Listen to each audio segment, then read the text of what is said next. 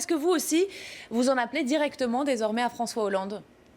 Écoutez, moi je l'ai déjà fait au mois de décembre 2015. J'avais demandé avec 80 parlementaires à François Hollande une grâce totale. Et c'est là qu'il a sorti du chapeau la grâce partielle, c'est-à-dire qu'il n'a pas pris de décision. Et sachant pertinemment que les juges par 2 fois l'avaient condamné, il s'en est remis à eux, ce qui était quand même périlleux pour Jacqueline Sauvage. Et puis c'était aussi lui laisser espérer quelque chose qui n'est pas arrivé. Moi, ce que je crains aujourd'hui, enfin ce que je constate aussi malheureusement, c'est que Jacqueline Sauvage n'est pas considérée comme une femme, c'est considéré comme un symbole.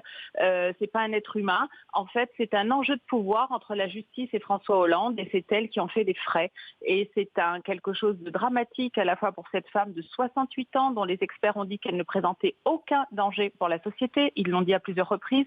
Ils lui reprochent quoi? De ne pas être assez victime. Mais qu'est-ce que c'est que ces considérations-là?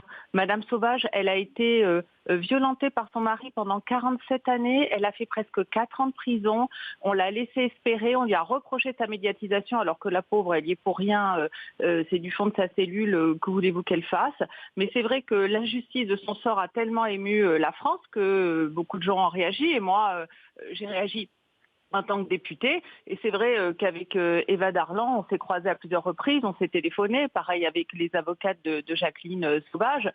On est absolument stupéfaite du traitement qui est fait à Jacqueline Sauvage. Je rappelle quand même que Cantan, qui avait tabassé à mort sa compagne, est sorti au bout de 4 ans. Et que Madame Sauvage, qui a subi 47 années de violence conjugale, on lui demande encore de se repentir au fond de sa cellule, comme si elle ne pouvait pas réfléchir à son acte avec un bracelet électronique chez sa fille.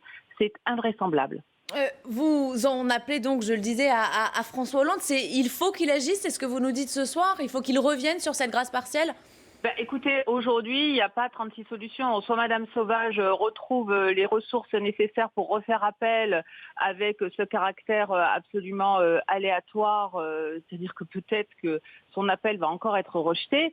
Il faut que vos téléspectateurs sachent qu'elle a quand même revécu une 3e fois son procès pendant la procédure d'appel, hein, c'est-à-dire qu'on lui a tout redemandé et on a remis en cause son statut de victime. Alors certes, on ne minimise pas le fait qu'elle a tué son mari, mais avant d'être une criminelle, Madame Sauvage est aussi une victime. Elle est victime d'un conjoint violent, elle et ses filles. Je rappelle que ses filles sont derrière elle. Elles étaient prêtes à l'accueillir, bien évidemment, dans leur famille. Et moi, quand j'ai vu Madame Sauvage, c'est vrai qu'elle elle espérait vraiment sortir avant l'été, ne serait-ce que pour connaître les petits-enfants qu'elle n'a pas connus, qui sont nés pendant sa captivité, presque 4 ans de captivité aujourd'hui. Je crois que la vie de Madame Sauvage est un calvaire et que ce calvaire se poursuit.